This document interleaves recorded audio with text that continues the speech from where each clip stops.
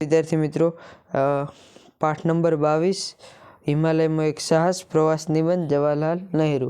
તો આ પાઠનું આજે આપણે સંપૂર્ણ સોલ્યુશન જોવાના છીએ. તો વિદ્યાર્થી મિત્રો, તમે ચેનલમાં નવા હો તો અત્યારે ચેનલને સબસ્ક્રાઈબ કરો અને આ વિડીયોને તમારા મિત્રો સુધી શેર કરો. તો કે નીચેના દરેક પ્રશ્નોનો એક વાક્યમાં ઉત્તર લખો. તો કે જોજીલા ઘાટ તરફ ખડક કેવો દેખાય છે? તો ખડક વેરાન દેખાય છે. તો કે પહાડોના શિખર ઉપર શું ચળકી રહ્યું છે?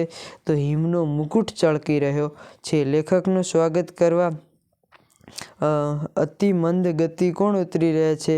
તો અતિ મંદ ગતિ પ્રપાતો ઉતરી રહ્યા છે. તો આ પાંચમા પ્રશ્નનો જવાબ તમારે કોમેન્ટમાં લખવાનો છે.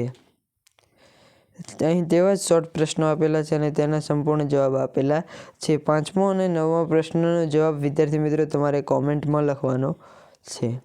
પછી છે કે નીચેના પ્રશ્નના 3-4 વાક્યમાં ઉત્તર લખો. જોજીલા ઘાટની પ્રકૃતિ કેવી હતી? તો જોજીલા ઘાટની બંને બાજુ પહાડો હતા. એ તરફ જોતા વેરાન ખડકો દેખાતા હતા.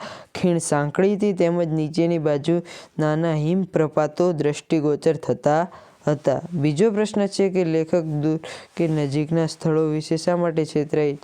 તો પ્રવાસ દરમિયાન પવન ઠંડો અને આકરો હતો. દિવસનો મધુર તડકો અને હવા નિર્મળ હતી. બંને તરફ જ બરફ નજરે પડતો હતો. તેથી લેખક દૂર કે નજીકના સ્થળ વિશે છેતરાઈ જતા હતા. ગોભણમાં પગ લસક્યા છતાં લેખક કેવી રીતે બચ્યા? તો લેખક એકબીજાને દોડતી સાંકળથી સંકળાયેલા હતા. આથી આ દોરડાએ તેમને પકડી રાખ્યા અને ગોભણથી એક બાજુએ વળગી રહ્યા એટલે સૌએ મળીને તેમને ખેંચી લીધા. આ રીતે લેખક બચી ગયા. તો પછી ત્રીજો પ્રશ્ન છે કે નીચેના પ્રશ્નોનો 10-12 વાક્યમાં ઉત્તર લખો. પાઠને આધારે હિમાલયની સાહસ યાત્રાનું વર્ણન કરો. તો તેનો સંપૂર્ણ જવાબ અહીં લખેલો છે, તે આપ જોઈ શકો છો. પછી બીજો પ્રશ્ન છે કે આ પ્રવાસ નિબંધને આધારે જવાહરલાલ નહેરુ વિશે નોંધ લખો. તો તેની પણ સંપૂર્ણ જવાબ લખેલો છે. પછી વિભાગ સી વ્યાકરણ વિભાગ શરૂ થાય છે કે નીચેના શબ્દોની સાચી જોડણી શોધીને લખો. હિમાચ્છાદિત, રુધિર રંગ, ગિરિવર, સુરક્ષિત, અદ્રશ્ય, સ્ફૂર્તિ. નીચેના શબ્દોની સંધિ જોડો. તથા વત્તા અપી તથાપી, સુ વત્તા આગત સ્વાગત, નિર વત્તા જન નિર્જન, નિર વત્તા મળ નિર્મળ, સર વત્તા અવર સરોવર, હિમ વત્તા આચ્છાદિત હિમાચ્છાદિત. નીચેના શબ્દોનો સમાસ ઓળખાવો. માનસરોવર કર્મધારય અઠવાડિયું દ્વિગુ સમાસ, હિમ નદી મધ્યમપદ લોપી સમાસ, જલયાત્રા તત્પુરુષ સમાસ, રોમાંચ ઉપપદ સમાસ, નિરાશ બહુવ્રીહી સમાસ થશે. કયો પ્રત્યય રહેલો છે તે જણાવો. ગિરિવર એક પણ પ્રત્યય નહીં, નિર્મળ પૂર્વ પ્રત્યય, રોમાંચ એક પણ પ્રત્યય નહીં, પ્રપાત પૂર્વ પ્રત્યય, લૌકિક પર પ્રત્યય, ઉત્સાહ પર પ્રત્યય થશે. પછી નીચેના શબ્દોના સમાનાર્થી શબ્દો લખો.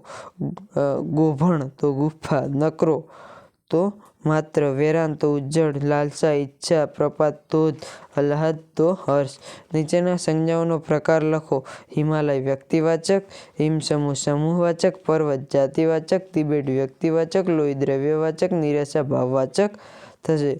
પછી છે નીચેના વાક્યોમાં અલંકારનો પ્રકાર લખો. તેમના શિખરો ઉપર હિમનો મુકુટ ચળકી રહ્યો હતો. તો ઉપમા અલંકાર. પ્રપાતો અમારું સ્વાગત કરવા જાણે અતિ મંદ ગતિએ ઉતરી રહ્યા હોય તો ઉત્પ્રેક્ષા અલંકાર થશે. પછી છે નીચેના રૂઢિપ્રયોગનો અર્થ આપો.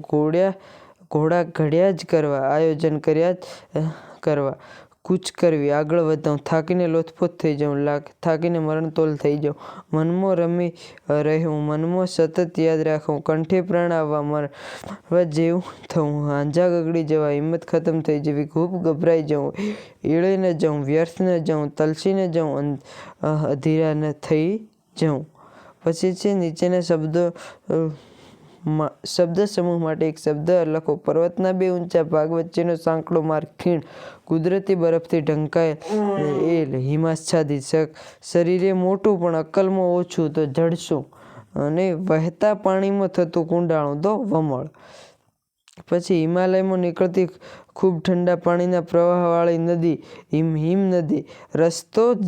રસ્તાનો જાણકાર, ભૂમિયો, જ્યાં જવાનું ધાર્યું હોય તે સ્થાન, ગમ્ય સ્થાન. અડધી ઉંમરે પહોંચેલું તો આધેડ.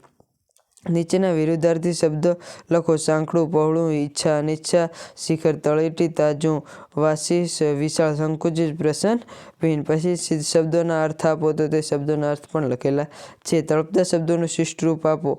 નકરો, મફત, માત્ર, આકરો, સખત, ગોભણ, ગુફા, અંજાતો, હિંમત. પછી વિશેષણ શોધીને લખો.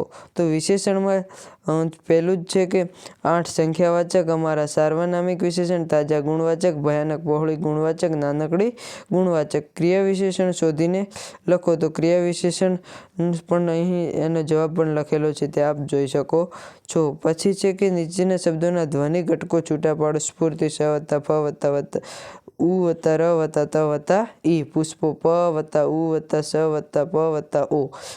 યાત્રા, ય વત્તા આ વત્તા ત વત્તા ર વત્તા આ. પછી છે કે યોગ્ય જોડકા જોડો. કર્તરી અને કર્મણી રચના. તો તેમજ કર્તરી રચનામાં આવશે બીજું વાક્ય અને કર્મણી રચનામાં આવશે પહેલું વાક્ય. પછી છે પ્રેરક વાક્ય રચના. પ્રેરક વાક્ય રચનામાં આવશે જડસાની જેમ અમારાથી ચડવું ચાલુ રખાયું. ભાવેમાં આવશે મારાથી પગ મુકાયો. તો આ તો વિદ્યાર્થી મિત્રો પાઠ નંબર 22નું સંપૂર્ણ સોલ્યુશન. તો હજુ સુધી વિદ્યાર્થી મિત્રો તમે ચેનલને સબસ્ક્રાઈબ ન કરી હોય તો ચેનલને સબસ્ક્રાઈબ કરો અને આ વિડીયોને તમારા મિત્રો સુધી શેર કરો. અને આપણે એક વોટ્સઅપ ગ્રુપ બનાવ્યું છે, તેમાં હજુ સુધી આપ જોડાયા ન હોય તો અત્યારે જ જોડાઈ જાઓ. Thank you.